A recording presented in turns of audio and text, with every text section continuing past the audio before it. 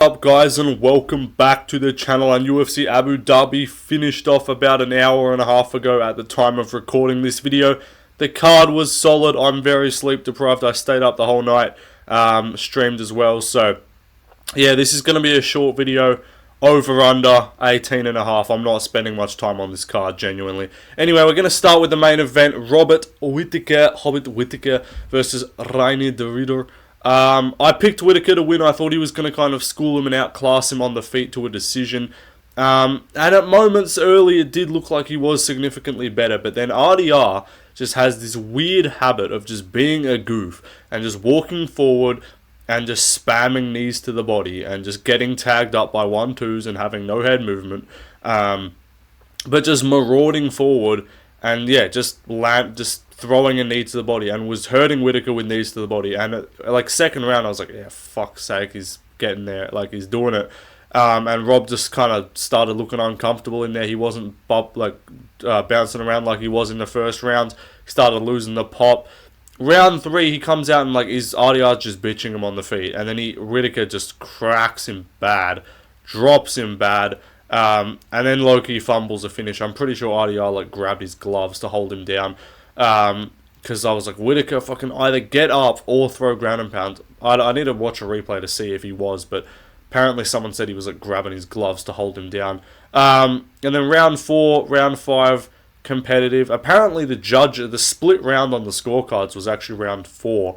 That's the judge that had it 3-2 Whittaker on the split decision. He actually scored the 4th for Whittaker, not the 5th. All 3 judges scored the 5th. I thought the 4th and 5th were pretty close. I gave the 4th to... I did score the 5 for RDR. I'll have to rewatch the 5th, but I know most of RDR's like game in the 5th was just clinch control, but like Whittaker also didn't do much. So I hate the argument of like, oh bro, he just clinched the whole time. That's a good argument if the other guy did damage. Whittaker didn't really do anything. Like, he kind of just let himself get backed up a lot. I'm not saying he like gave the win away, but he definitely was hurt to the body. I'll give him like a credit for that. Like, I'll give him a pass for that. The knees of RDR are crazy because he's just bigger than everyone, because this dude is a light heavyweight.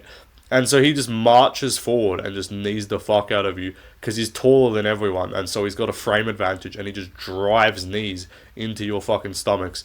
So honestly, Bo Nickel, you can have a day off for this one. Like, I reckon we'll give you a pass. Like, maybe Bo Nickel's not so shit. Like, because in hindsight, you know, looked alright. Like, not looked alright, but like he didn't get... I know he got finished and Rob didn't, but like Rob was very close to getting finished at times. Anyway, close fight overall. I can't call it a robbery. I picked Whittaker. I wanted him to win. I like Whittaker. But the division is probably better at this stage with RDR as another new name. If it's subbed Whittaker, I genuinely think they could have just given him a title shot. Given that it was a decision, works out well for Amalva and Bahalio. The winner of that's definitely getting next. And then I'd say you do RDR versus like either an Adesanya, or I know Strickland's out, but if he's not going to be out for ages, you could do that. But you probably want to get RDR back in there by like the end of the year, maybe early next year. So I wouldn't mind an Izzy fight. If you can turn him around quick, I wouldn't mind an Adesanya fight. I wouldn't mind the Paulo Costa fight, but that feels like it'd be fighting backwards. So I don't know. We'll see what's next for RDR. No, like, guaranteed answer. He probably sits on the sideline for a bit. He took a bit of damage. See how the main event of 319 goes as well, which fucking the co-main event, we'll see how that goes as well. You know, Lerone Murphy, bruv, I was fucking sleepy. Lerone Murphy is co-main eventing a pay-per-view in 2025. But, regardless, anyway, the main event was cool. It was goofy as hell, and it was just kind of frustrating to watch because Whittaker just kind of cost himself the fight from how much he backed up. Anyway, let's move on to the co-main event. Co-main event, Petr Yan is now a top 7 fighter of all time per Lucas Tracy MMA. No, but Yan looked good. This is kind of what we expected. I was like killing myself because I really wanted to fucking just unload the clip on Yan because I was like, surely he fucking wins. And I was like, okay, dump a bunch of cash on Yan decision. But I was like, oh, but if he's that much better than McGee, he might get a finish. Yan's not much of a finisher, and not in a bad way. He kind of just picks you apart and just tunes you up for the duration of the fight. So I ended up not betting a lot of money. I was in a tough fucking place on this card, picks and bets wise. I went 4 and 8. I did shocking on picks. My picks were dog shit. But this card was very mid on picks. Like, bro, who the fuck picked Salikov? Who the fuck picked Davy Grant? Who the fuck picked Alakana? Who the fuck picked Martin Badai? Like, there was so much random shit on this card. So the picks for everyone were probably pretty mid.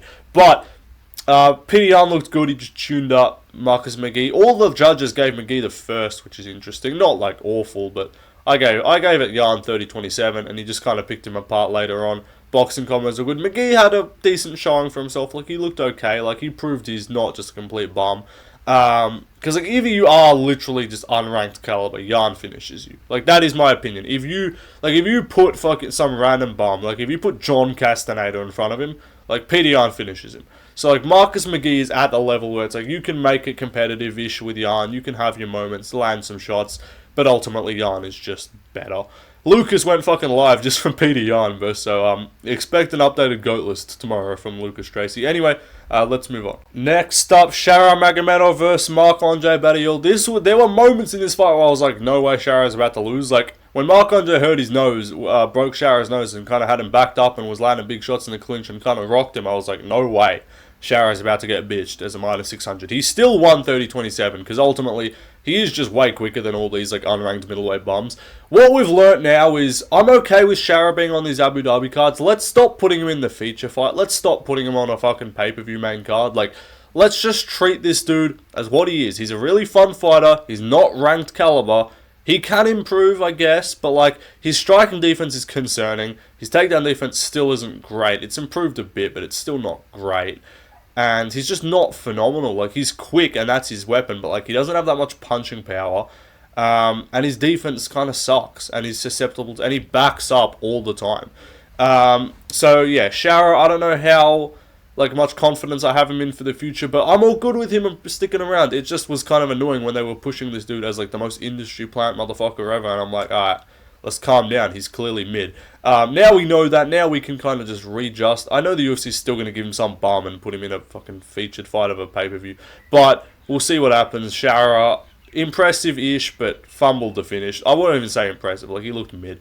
And fumbled the finish as well at the end of the second/third round. Anyway, let's move on. I thought I was being crafty with this one. I thought I was like the guy to pick fucking Jose Ochoa. It turns out a bunch of people picked him, but I thought he was dynamic, and I thought Elma Baev's striking was ass, and it kind of is, but like his grappling was good here. Like I knew Elma Baev, so I knew Ochoa has like takedown weakness in terms of his takedown defense, because these shootbox guys, all these fights seem to go the same. Anytime these shootbox guys fight one of these heavy pressure wrestlers, they're just kind of too content. They have moments on the feet, they look sharp, they look snappy, and then they get taken down because they just have no like urgency to stuff takedowns, and then they try and go for subs off their back, and none of them work. Like, that's kind of just the cut and dry fucking blueprint at this point for shootbox guys. So in hindsight, whatever, it was not the best pick. I still think Ochoa can be really good. He just needs some time, and he needs to really work on that takedown defense, because he was going for like some triangles and arm bars, and it's like, bro, you have to actually keep it on the feet. Like, you can't just go to the ground and expect to win. Like, no one except for fucking Bahamondes, who just beat Jalen Turner, who just wanted to quit and be done with his career.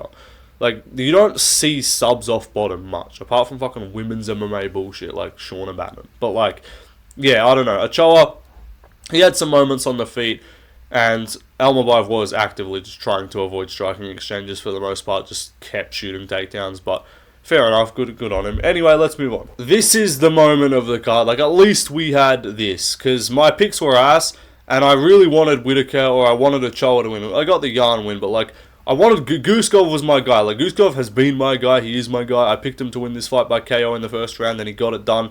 He backs up a lot, he looks goofy, he looks mid, and people are going to be like, oh no, this guy's not going to do anything in the division. I'm telling you, we want Jamal Hill next, and we will be KOing him out cold. He's really good. Like, he's not like really good, but like, he's got crazy power, and he's kind of just like, he's got good timing. Like, he cracks you on your way in for shots. So, I like Bogdan Guskov, man. He kind of cracked Nikita Krylov over the top, followed up ground and pound. Ref gave Krylov time to recover. He did not.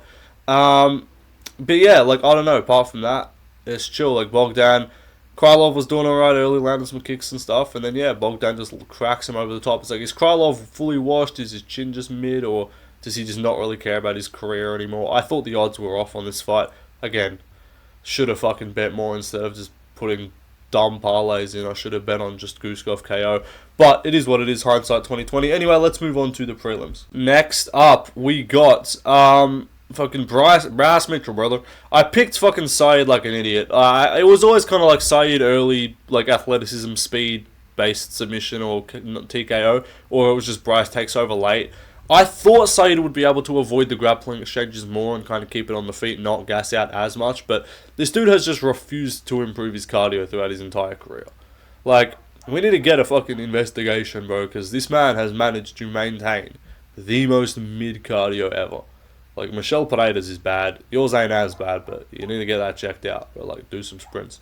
Anyway, though, what else? Like, there was a close submission in the third. Saeed cracked him bad with a knee in the first, which like dropped him and probably should have put him away. And then Bryce just takes over just with the strength in the second and third. Anyway, let's move on. Next up, we had Carlos Leal, this fucking roid monster who was a minus 500, minus 600 favorite, run forward like a spastic and just get chinned in 40 seconds. Like, what am I supposed to do? Like, I'm not acting like this fight was just impossible to preview like this happening, because he was getting tagged up by Morono, but like, dude, 31 versus 41, clearly on all the fucking juice, aggressive, powerful, and it's like, nah, bro, just get dropped. Like, Unk still got it, I guess. This is low-key been year of the Unk, bro. MJ's pulling up wins, you know, fucking Muslim Salakov, Derek Lewis, you know, getting the W's. So we'll see what happens coming up. Any other Unk matchups to be notified about, but otherwise, good job. Anyway, fucking yeah, it was just like cool. You just dropped him bad and finished him. The fight didn't last very long, but yeah, again, he just ran forward like a sped and then just lost. So anyway, let's move on. Next up, this fight pissed me off because Damon Black actually had such an easy path to victory and he followed that path in the first and then just decided to stand up with bro. It's like, what are we doing? Luke dog shit on the feet as predicted because he doesn't know how to actually cook. And then, what the fuck even happens? Like, I don't know.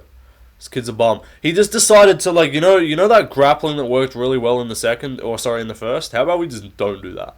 Yeah, cool, bro.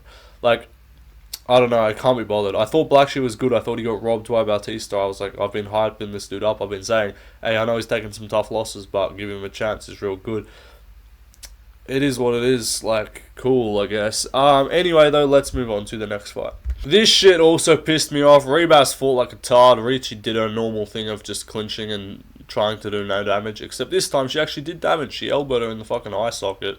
And Rebas curled up into a ball and quit. Now, I'm sure that shot hurt. Like, I'm sure that was a very powerful elbow to the eye or whatever. But, like, brother, you're professional fighters. Your faces get sliced open. You get headbutted. Like, you get nut-shotted. I know that's not girls. Like, shit happens, bro. Eye poked, everything. Shit happens. And these guys are just, like, bitching about fucking whatever they're bitching about. Like, Tabitha Ricci just, like, I don't know, they're just clinching up against the fucking fence. Like, I don't know what we're doing. Anyway, let's move on. And then just, like, got a fucking elbow and just, like, finished it. Like, cool. Anyway, let's move on. I have nothing to say about this fight because they didn't fight. They had a sparring match which Alakana won. Like, cool. I pick Ebo by KO because I'm like, he's an aggressive guy. He'll get after him on the feet. That's something Alakana had trouble with. Nah, we're just going to point fight. No damage done, you know, cool.